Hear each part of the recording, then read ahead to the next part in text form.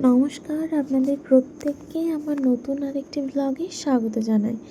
আছি এখন মালদা টাউনে। অ্যাকচুয়ালি মালদা এসেছি আমার একটা পরীক্ষার জন্য।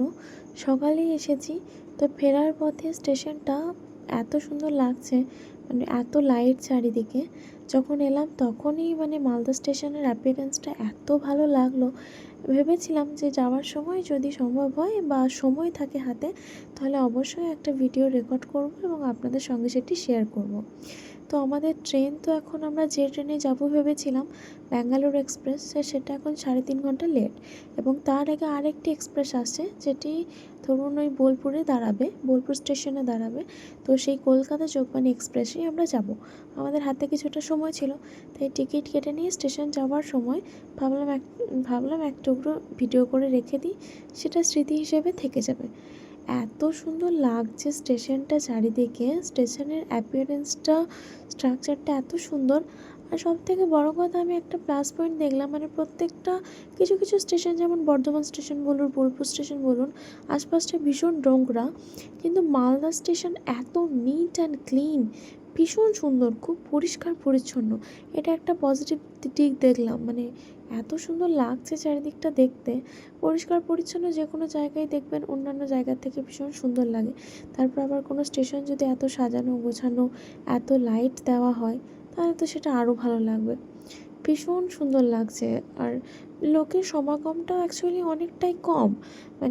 বর্তমানে যে পরিমাণে ভিড় দেখতে পাওয়া যায়, সেই তুলনায় ভিড়টা অনেকটাই কম এবং পরিষ্কার পরিচ্ছন্নও রয়েছে খুব।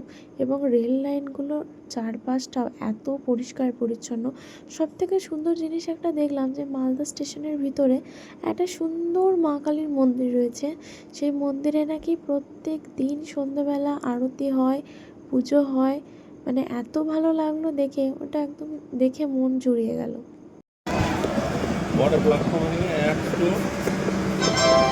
ওইদিকে 7 নম্বর।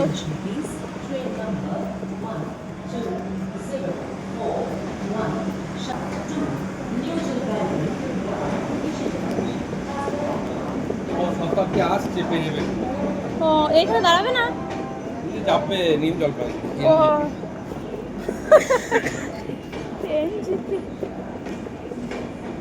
তবে একটা কথা ঠিক, লোকাল ট্রেনগুলো লেট করলেও এক্সপ্রেসগুলো কিন্তু একদম ঠিক ঠিক টাইমে আপনাকে ঠিক জায়গাটাই পৌঁছে দিচ্ছে। যেমন যাওয়ার সময় ধরুন আমাদের মালদাতে এক্সপ্রেসটার টাইম ছিল 1:30, আমাদেরকে পৌঁছে দিয়েছে 1:21। আবার আসার সময় এত ভালো টেনেছে ট্রেনটা, মোটামুটি ওই 11:30টার মধ্যে আমরা বোলপুর স্টেশনে নেমে গেছি।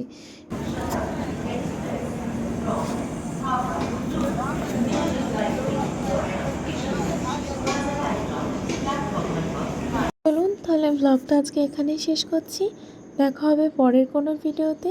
প্রত্যেকে সুস্থ থাকবেন, ভালো থাকবেন।